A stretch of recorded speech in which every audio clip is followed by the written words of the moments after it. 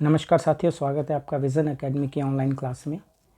Read के लिए हमने टॉपिक स्टार्ट कर रखे हैं, क्वेश्चन सीरीज स्टार्ट कर रखी है।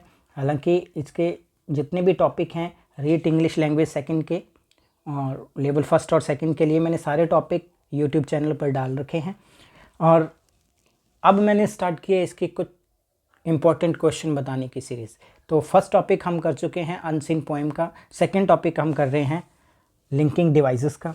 ठीक है, एक अनसीन पैसेज देके उसमें से क्वेश्चन पूछे जा सकते हैं और या फिर डिपेंडेंटली क्वेश्चन पूछे जा सकते हैं। तो लिंकिंग डिवाइस की आप पहले वीडियो देख लेना, उसके बाद इसके क्वेश्चन आंसर समझ में आएंगे। तो क्लियर कर रहा हूँ। He wanted to improve his piano playing dash he wanted to win the competition. अब देखो यहाँ पर एक सेंटेंस दूसरे का रीज़न है। ठीक है, वो अपनी पियानो प्लेइंग क्यों इम्प्रूव करना चाहता है? क्योंकि वो कंपटीशन जीतना चाहता है। ये सबऑर्डिनेटिंग कंजक्शन यूज़ करेंगे यहाँ पे, सबऑर्डिनेटिंग कंजक्शन, क्योंकि ये काम वो क्यों कर रहा है? ठीक है, कंपटीशन जीतने के लिए। तो जिस सेंटेंस में एक सेंटेंस या फ्रेज दूसरे पर डिपेंडेड होता है, ठीक है, वहाँ पर लगता है सबऑर्डिनेटिंग कंजक्शन। और आपको पता है सो और बट क्या है? सो और बट तो कोऑर्डिनेटिंग कंजक्शन है। ठीक है, और ये दोनों कैंसल आउट हो जाएंगे और देयरफॉर और बिकॉज दो रह गए। अब बिकॉज किसी कारण के लिए, अब ये किसका कारण बन रहा है? उसका जो पियानो प्लेइंग इम्प्रूव करने का कारण क्या बन रहा है कि वो कंपटीशन को जीतना चाहता है। ठीक है, सो तब आता कि वो पियानो की प्रैक्टिस कर रहा है इसलिए वो जीत जाएगा। ठीक है, अपने श्योरिटी के साथ इसलिए वो जीत जाएगा। मतलब जब रिजल्ट शो करते हैं, तो ये साथ के साथ डिस्कस करूंगा, जब रिजल्ट शो करते हैं किसी चीज़ का तब हम सो का यूज़ करते हैं। जब हम कंट्राडिक्टरी कंडीशन होने के बावजूद भी काम नहीं होता है, ठीक है, कंट्राडिक्शन विरोधाभास को बताते हैं, तब हम बट का यूज़ करते हैं। और जहाँ पर हम रीज़न बता रहे हैं वहाँ पर हम बिकॉज का यूज़ करते हैं। और जहाँ पर रिजल्ट शो करते हैं, ठीक है, वहाँ पर देयरफॉर का यूज़ कर सकते हैं। तो अभी रिजल्ट तो आया ही नहीं है, मेन बात तो ये है कि इसका कोई परिणाम नहीं है। ठीक है, तो उसका पियानो बजाने का रीज़न है। और कंट्राडिक्शन नहीं है क्योंकि दोनों पैरेलल वर्क चल रहे हैं। ठीक है, कि एक मोटिव मिला हुआ है, तो कंट्राडिक्शन तो है ही नहीं। तो इसमें कौन सा रहेगा? बिकॉज रहेगा। इस तरीके से अपने को लिंकिंग डिवाइस समझने हैं, ऐसे नहीं है कि बस तुक्का लगा दिया। ठीक है, एक एक चीज़ क्लियर होनी चाहिए आपको। He wanted to improve his piano playing because he wanted to win the competition। Because आएगा यहाँ पर। सेकंड देखिए, we are going to walk in the mountains play football. अब यहाँ पर देखो, प्ले फुटबॉल एक डिपेंडेंट क्लॉज है, डिपेंडेंट सेंटेंस है। Going to walk in the mountain यहाँ भी एक डिपेंडेंट सेंटेंस है, इंडिपेंडेंट सेंटेंस है। इंडिपेंडेंट मतलब स्वतंत्र रूप से इसको बोला जा सकता है। ऐसा नहीं है कि फुटबॉल खेलना माउंटेन पर वॉक करने पर डिपेंडेंट है, तो दोनों, ठीक है, इंडिपेंडेंट सेंटेंसेस है। तो मैंने ये बताया था कि जहां पर सेंटेंस इंडिपेंडेंट होता है वहां पर कोऑर्डिनेटिंग कंजक्शन लिखते हैं। ठीक है, कोऑर्डिनेटिंग कंजक्शन मतलब एंड, और, नॉर, बट, फॉर, ये सारे, ठीक है, इनमें से लग सकते हैं। अब इनमें लगभग सारे कोऑर्डिनेटिंग दे रखे हैं, तो इस तरीके से हम कैंसल आउट नहीं कर सकते। एक कर सकते हैं बिकॉज, क्योंकि ये सबऑर्डिनेटिंग है, ये डिपेंडेंट क्लॉज पर आता है, तो बिकॉज तो हो गया cancel out.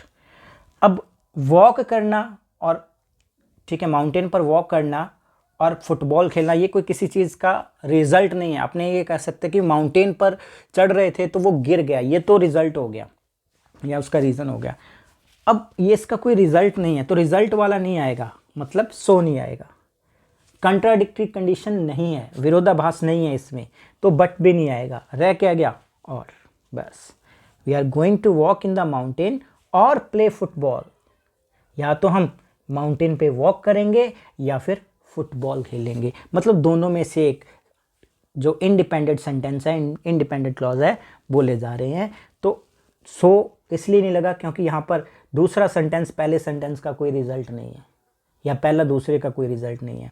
But contradictory condition नहीं है। ये चीज़ें अगर आपको समझ आ गई तो सवाल ही नहीं पैदा होता कि आपका क्वेश्चन गलत हो जाए। ठीक है, तो यहाँ और आएगा, I am good at English, मेरी इंग्लिश अच्छी है। I am going to help Amy, इसलिए मैं एमी की हेल्प करने जा रहा हूँ। ठीक है, देखो अगर किसी की इंग्लिश अच्छी है, इस सेंटेंस को देखो, तो ही वो एमए की हेल्प कर सकता है। ठीक है, अगर किसी के इंग्लिश अच्छी है तो ही कर सकता है ना, मतलब हेल्प करना किसका परिणाम है, उसकी खुद की इंग्लिश अच्छी होने का परिणाम है। ठीक है, सॉरी यहाँ पर है नॉट, नॉट लिखा हुआ है। अब देखो कंट्राडिक्टरी कंडीशन बन रही है कि नहीं है। I am good at English, मेरी इंग्लिश अच्छी है। I am not going to help Amy, मैं एमए की हेल्प नहीं करूंगा। अब देखो इंग्लिश अच्छी होने के बावजूद भी वो किसी की हेल्प नहीं कर रहा है, नेगेटिव सेंस आ रहा है, तो कंट्राडिक्टरी कंडीशन है, आप सीधा ही लगा सकते हैं। तो यहाँ कोई रिजल्ट नहीं है, इंग्लिश अच्छी होने का कोई परिणाम नहीं है। ठीक है, और डिपेंडेंट नहीं है दो। ठीक है, इंडिपेंडेंट सेंटेंस है, तो सबसे पहले तो आप किसको कैंसिल आउट करेंगे, सबसे पहले आप बिकॉज को कैंसिल आउट करेंगे, क्योंकि एक सेंटेंस दूसरे पे डिपेंडेंट होगा तभी आप लगा सकते हैं। ठीक है, बिकॉज। अब देखो बट और सो। ठीक है, I am good at English, और यहाँ कोई और सब्जेक्ट होता तब तो हम और लगा सकते थे। दो सब्जेक्ट में किसी एक को चूज़ करने के लिए, दो में से किसी एक ऑप्शन को चूज़ करने के लिए हम कह सकते हैं। ठीक है तो ये रिजल्ट। ठीक है, लेकिन ये कॉन्ट्राडिक्टरी है। ठीक है, I am good at English, मैं इंग्लिश में अच्छा हूँ लेकिन फिर भी हेल्प नहीं करूँगा, तो कंट्राडिक्शन हो गई। अच्छा होने के बावजूद भी नहीं करूँगा तो कंट्राडिक्शन हो गई, और कंट्राडिक्शन के लिए क्या लगता है, बट लगता है। हमारा बी ऑप्शन सही है, सो भी गलत है। चलिए नेक्स्ट देखते हैं, नेक्स्ट स्लाइड पर चलते हैं। देखो 3 ही क्वेश्चन किए हैं, 3 क्वेश्चन में आपको कम से कम 6-7 मिनट लग गए हैं, लेकिन आपको बहुत सारी चीज़ें क्लियर होने वाली हैं इसमें। अगर आप इस वीडियो को देख लेते हैं तो सेम ये सेंटेंस तो आएंगे नहीं, आपको कंडीशन समझनी ज़रूरी है कि किस कंडीशन में सेंटेंसेस आ रहे हैं। हमने 20 या 15 जो क्वेश्चन करने हैं उनमें सभी तरीके के क्वेश्चन समझ लेने हैं, बस अपने को दोबारा कुछ देखने की जरूरत ना पड़े। चलिए नेक्स्ट क्वेश्चन की तरफ। We were late for the show, we did not take a taxi, हम शो के लिए लेट हो रहे थे, लेट थे, हमने टैक्सी नहीं ली। अब देखो कंट्राडिक्टरी कंडीशन है, लेट थे और टैक्सी लेनी चाहिए थी लेकिन नहीं ली। अपोजिट कंडीशन आ गई तो but, we were late for the show but we didn't take the taxi, ये तो सीधा ही हो जाएगा। अब आपको कंट्राडिक्टरी कंडीशन समझ आ गई है। ठीक है, या डिड नॉट ना होता है, यहाँ सपोज करो वी टुक अ टैक्सी, ये काट कर हम कर देते वी टुक अ टैक्सी, तब क्या था, we were late for the show, तो तब कहाँ पर आ जाता, क्या आ जाता, so we took a taxi, इसलिए हमने ली। ठीक है, तो ऐसा है नहीं तो अपने उस चीज़ को करेंगे नहीं, अपने जो दिया है उसको समझेंगे। Contradictory condition. नेक्स्ट देखिए, they visited the art gallery A museum. ठीक है, अब देखो देयरफॉर का कोई रोल नहीं है यहाँ पर क्योंकि रिजल्ट नहीं है। ठीक है, तो देयरफॉर नहीं आएगा। We visited an art gallery और म्यूजियम। ठीक है, एक म्यूजियम आ रहा है, एक आर्ट गैलरी आ रही है, दोनों अलग अलग चीज़ें हैं और दो चीज़ों को जोड़ने के लिए एंड लगता है, दो चीज़ों को जोड़ने के लिए एंड लगता है, ये और ये दोनों देखे हैं। ठीक है, तो बट नहीं आएगा, कंट्राडिक्टरी कंडीशन नहीं है, रिजल्ट नहीं है, तो दोनों नहीं आएंगे। बच गया क्या, एंड बच गया। ये जब चीज़ें समझ आ जाएंगी आपको तो आप फटाफट काटने लग जाएंगे और 100% श्योर जो आपका ऑप्शन होगा वही टिक करके आएंगे, क्योंकि देयरफॉर का कोई रोल नहीं है। उसके लिए क्या है, डिपेंडेंट क्लॉज या डिपेंडेंट फ्रेज होने चाहिए, लेकिन ये अपने आप में इनडिपेंडेंट है। म्यूजियम और आर्ट गैलरी वाला ये एक डिपेंडेंट सेंटेंस है, इंडिपेंडेंट सेंटेंस है। ठीक है, अब देखिए एंड दो चीज़ों में से, ठीक है, दो चीज़ों को जोड़ने के लिए एंड का यूज़ होता है। नेक्स्ट देखिए, इसमें 3 आपको कनेक्टर्स लगाने हैं। He can't walk, he fell off the chair, hurt his foot, he has a lot of time to read. अब देखो सबसे पहले आप पहले वाले से ही क्लियर कर लेंगे। ठीक है, कैसे, ही can't walk and he fell off the chair. अब देखो एक बात तो ये ध्यान रखो कि वो चल नहीं सकता था क्योंकि वो कुर्सी से गिर गया था। अब ना चलने का उसका कारण क्या है कि वो कुर्सी से गिर गया था, तो डिपेंडेंट सेंटेंस हो गया। ठीक है, ना चलने का कारण ये रीज़न बता रहा है, ये इस पे डिपेंडेंट है, दोनों सेंटेंस आपस में कनेक्टेड हैं, तो इसके लिए हम ये चीज़ कह सकते हैं कि एंड नहीं लगेगा। ठीक है, एंड नहीं लगेगा क्योंकि ये तो इंडिपेंडेंट सेंटेंस के लिए यूज़ होता है। पहले वाले देख रहा हूँ, बाकी मैं देख ही नहीं रहा, चेक ही नहीं कर रहा। उसके बाद देखिए, ही can't walk because he fell off the chair, वो नहीं चल सकता क्योंकि वो कुर्सी से गिर गया था। तो यहाँ रीज़न का सेंस हो रहा है ना, रीज़न का सेंस हो रहा है आपको कि ना चलने का कारण क्या बन रहा है। तो ये ऑप्शन सही हो सकता है, अपने 100% नहीं मान के चलते हैं। He can't walk so he fell off the chair, ठीक है, तो ये कोई बात नहीं बनी, ठीक है, तो सो वाले दोनों गलत हो जाएंगे, ठीक है, रह गया बिकॉज वाला। अब इसको चेक कर लेते हैं, ठीक है, क्लियर है। ही can't walk because he fell off the chair, वो चल नहीं सकता क्योंकि वो कुर्सी से गिर गया था, एंड हर्ट हिज फुट, और उसका पैर जख्मी हो गया। So he has a lot of time to read, इसलिए उसको पढ़ने के लिए बहुत सारा टाइम मिल जाता है। तो फर्स्ट वाला जो कंजक्शन था उससे ही क्लियर हो गया हमें कि कौन सा नहीं आ सकता, कौन सा आ सकता है। वो आपका ऑप्शन सही है बी। नेक्स्ट देखिए, next question. Last Sunday was my mums birthday, I wanted to buy a present for हर।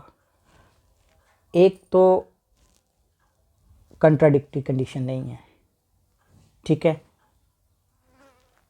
और बिकॉज जब रीज़न दिया होता है बाद का, ठीक है, ये रिजल्ट है, ठीक है।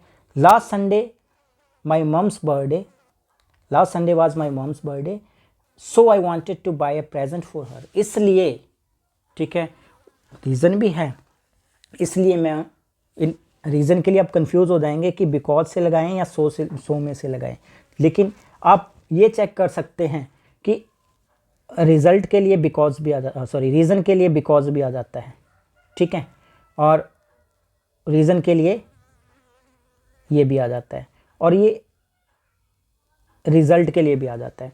अब देखो, बट तो आपने काट दिया, और दो अल्टरनेटिव में से एक चुनने के लिए होता है, ये दो कट गए, आपके पास बिकॉज और सो बच गया, ठीक है। अब सेंटेंस हम पढ़ रहे हैं, last Sunday was my mums birthday, because तब लगाते जब ये सेंटेंस पहले आता।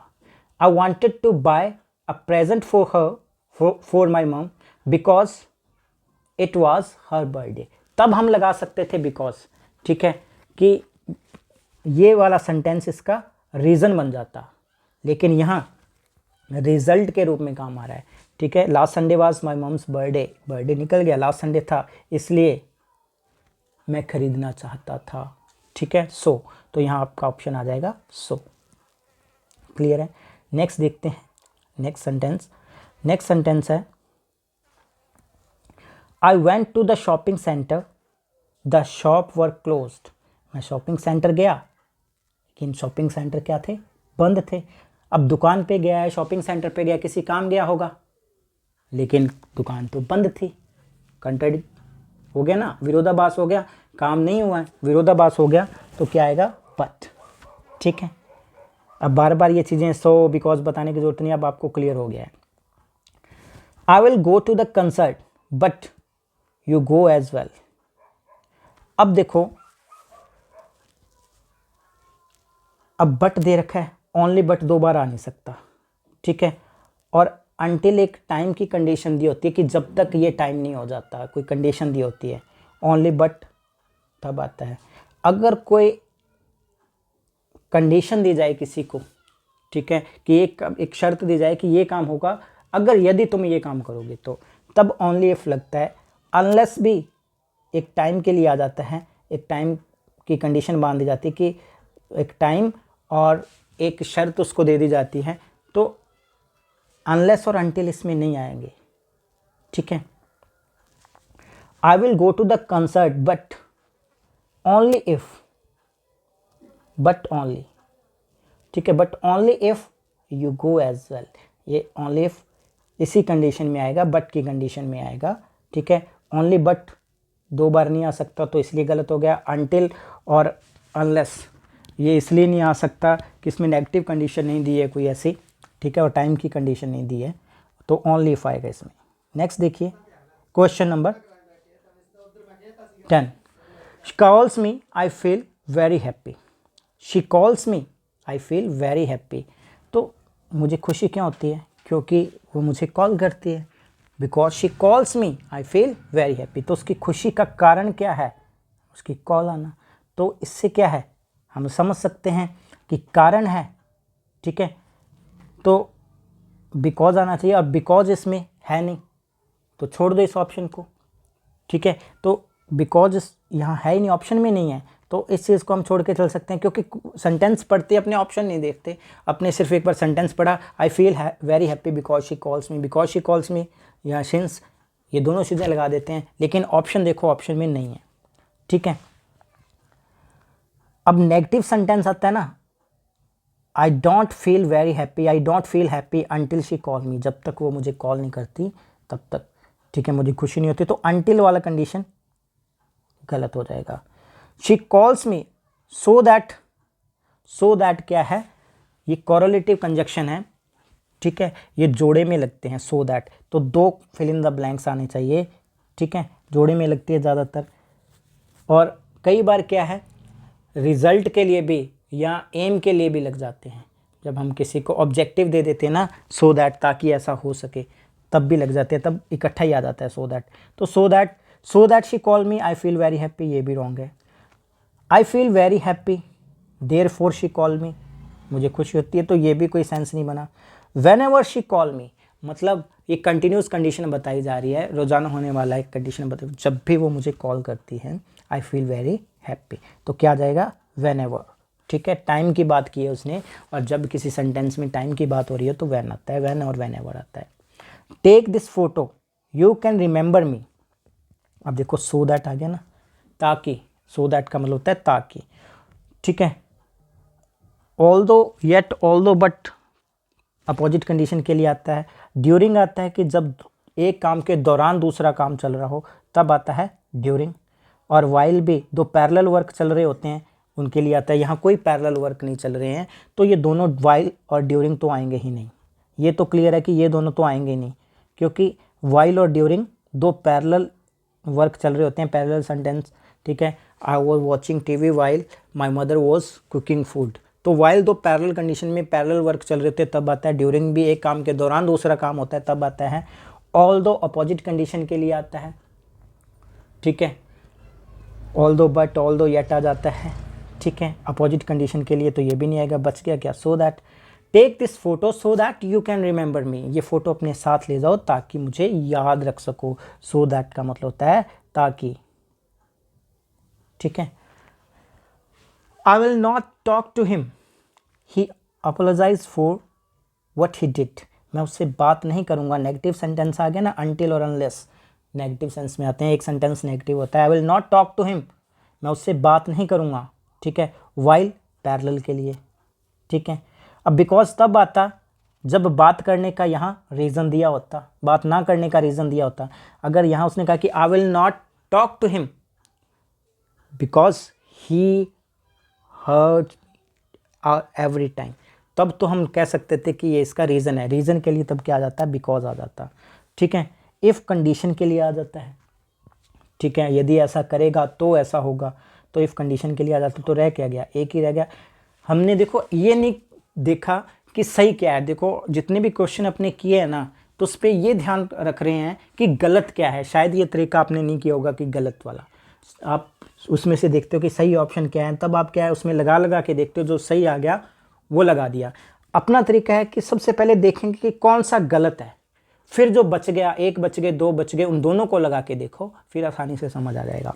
आई will not talk to him until, जब तक, he apologize for what he did. मैं ज़्यादा एक्सप्लेन नहीं कर रहा हूँ इन चीज़ों को, क्योंकि ये मैंने कर रखे हैं वीडियोज़ में, इसलिए सीधे क्वेश्चन करवा रहा हूँ, नहीं तो वीडियो बहुत लंबी चली जाएगी। नेक्स्ट देखिए, I will find you, you are, मैं तुम्हें ढूंढ लूँगा, वेयर यू आर, ठीक है, wherever you are, therefore और वेन एवर। अब सबसे पहले तो ये काटेंगे वेन एवर, वेन एवर आता है टाइम के लिए, ठीक है, और आई विल फाइंड यू, ठीक है, मैं तुम्हें ढूंढ लूँगा, फ्यूचर की कंडीशन, ठीक है, बताइए कि फ्यूचर में ऐसा हो जाएगा जब मर्जी हो जाए, ठीक है। वेयर नहीं आएगा इसमें अकेला, ठीक है, वेयर नहीं आएगा, वेयर एवर आएगा कि जहाँ भी तुम होगे, भविष्य की बात हो रही है, ठीक है। Please tell me where you are, मुझे अब बताओ कि कहाँ हो, एक पर्टिकुलर टाइम के लिए पूछा जाए तब वेयर आता है, लेकिन कहाँ भी चले जाए वो उसको ढूंढ लेगा। I will find you wherever you are, तुम जहाँ भी होगे, ठीक है, वेर एवर यू आर, तुम जहाँ भी होगे, तो देयरफॉर भी नहीं आएगा, इसमें आ जाएगा वेर एवर। नेक्स्ट देखिए, she spoke, she knew what she was talking about but she didn't, मतलब वो ऐसे बोलती है, ठीक है, वो बोलती है जैसे कि she knew what she was talking about, जैसे उसको सब पता हो कि किस चीज़ के बारे में बात कर रही है, बट शी डिडंट, लेकिन उसको नहीं पता है।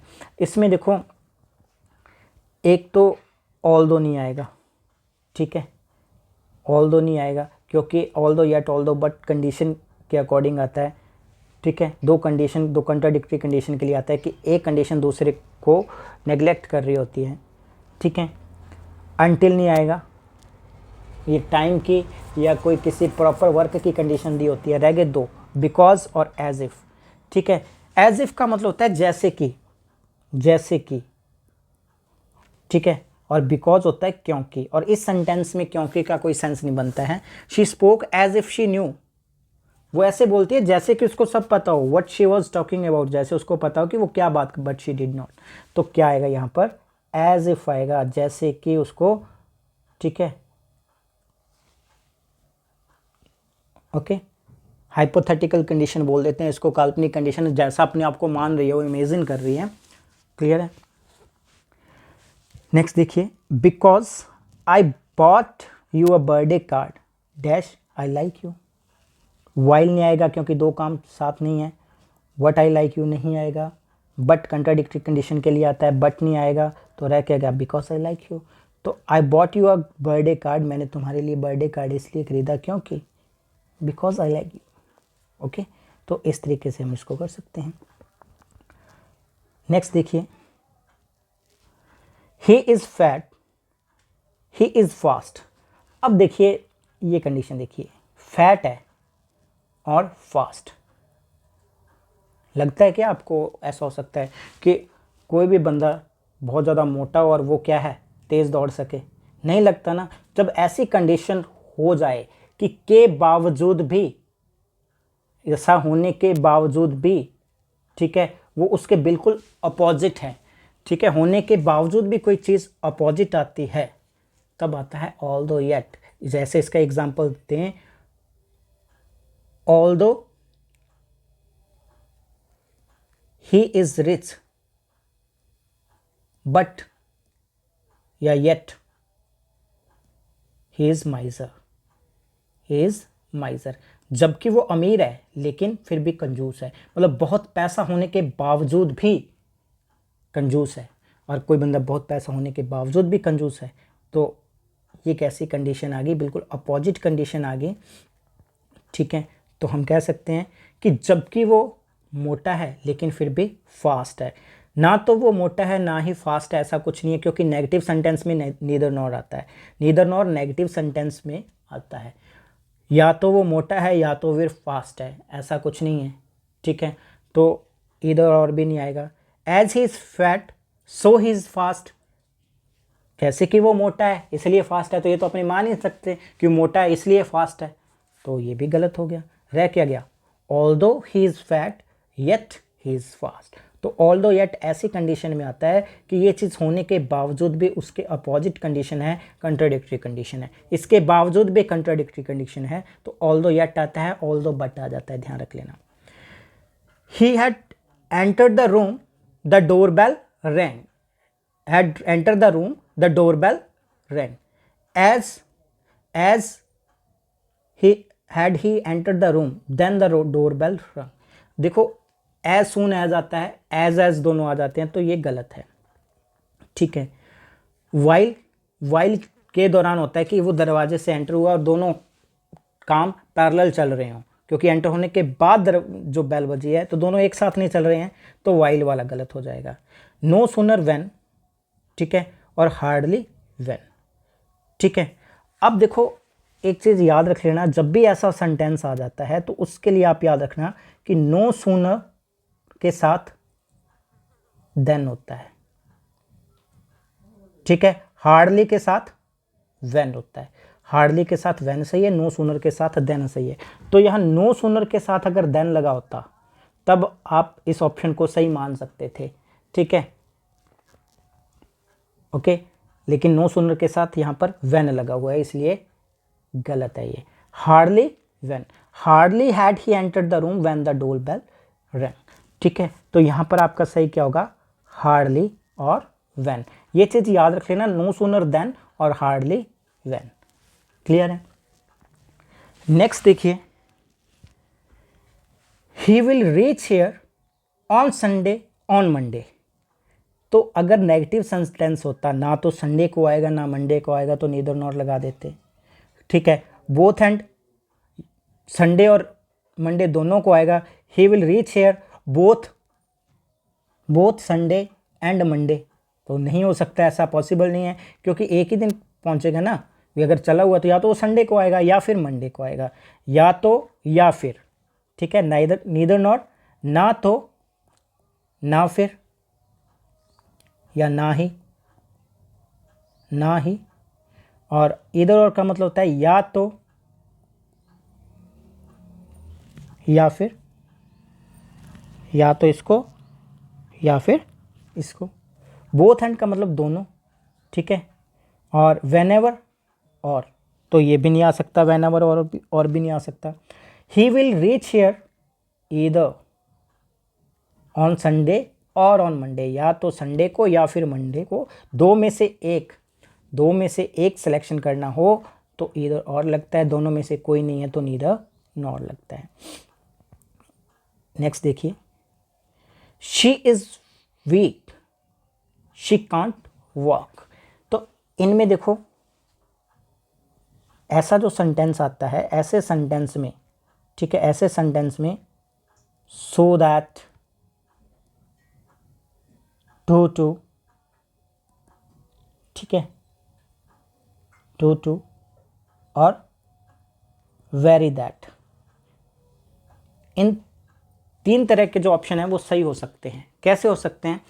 इसमें देखो, she is much weak to she can't walk. अब टू के बाद वर्ब की फर्स्ट फॉर्म आनी चाहिए, टू के बाद ये सब्जेक्ट नहीं आएगा, तो ये पहला वाक्य, पहला ऑप्शन गलत हो गया। She is too weak to walk, ये गलत हो जाएगा डी वाला, क्योंकि TW2 इधर आएगा, लेकिन यहाँ पर सब्जेक्ट नहीं आएगा। सब्जेक्ट एक बार ही आता है, जब टू का यूज़ करते हैं सब्जेक्ट एक बार ही आएगा। ठीक है, और वेरी के साथ दैट आता है, तो ये ऑप्शन भी गलत आ जाएगा। अपने पास क्या बच गया? So that. She is so weak that she can't walk, वो इतनी कमज़ोर है कि वो नहीं चल सकती। अब आप इसको थोड़ा सा समझ लीजिए कि सो दैट का यूज कैसे होता है, टू का यूज कैसे होता है, और वेरी दैट का यूज कैसे होता है। इसी सेंटेंस में तीनों चीज़ें समझा दूंगा। अब देखिए, सबसे पहले तो ये देखिए कि इस सो की जगह वेरी लग सकता है। ऑप्शन में अगर वेरी दिया हुआ है, वेरी और दैट लगा हुआ है तो भी ऑप्शन सही है, लेकिन वेरी के साथ यहाँ टू दिया हुआ है, इसलिए अपना ये बी ऑप्शन गलत आ गया। ठीक है, तो अगर she is very weak that she can't walk. ठीक है, अब यहाँ शी कांट वॉक नहीं आएगा, इसका सेंटेंस ऐसे बनेगा, she is too weak to walk. इस तरीके से अगर सेंटेंस लिखेंगे तो ये टू वाला वाक्य सही आएगा, क्योंकि सब्जेक्ट और नॉट तक का सेंटेंस हट जाता है, लास्ट वाला वर्ड ही यूज करते हैं। She is too weak to walk. ठीक है, she is very weak that she can't walk, ये वाक्य ऐसे भी सही है।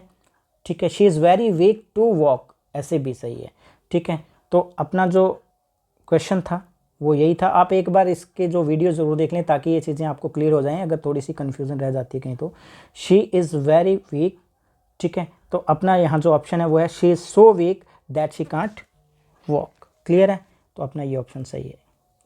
ओके, तो मिलते हैं अपनी नेक्स्ट क्लास में। देखिए, अगर इसी तरीके के क्वेश्चन आप चाहते हैं कि आपको रेगुलर मिलते रहें, अपडेट्स मिलते रहें, वीक में 3 दिन आपको इस तरीके के क्वेश्चन, इंग्लिश के जितने भी टॉपिक्स हैं आपके प्रिपेयर हो जाएं और अपडेटेड स्टडी मटेरियल आपको मिलता रहे, तो आप इस चैनल को सब्सक्राइब कर लीजिए। आपको नोटिफिकेशन मिल जाएगा जब भी कोई नई वीडियो रीड के लिए डालूंगा। तो थैंक यू वेरी मच। मिलते हैं अपनी नेक्स्ट क्लास में नए सेशन के साथ।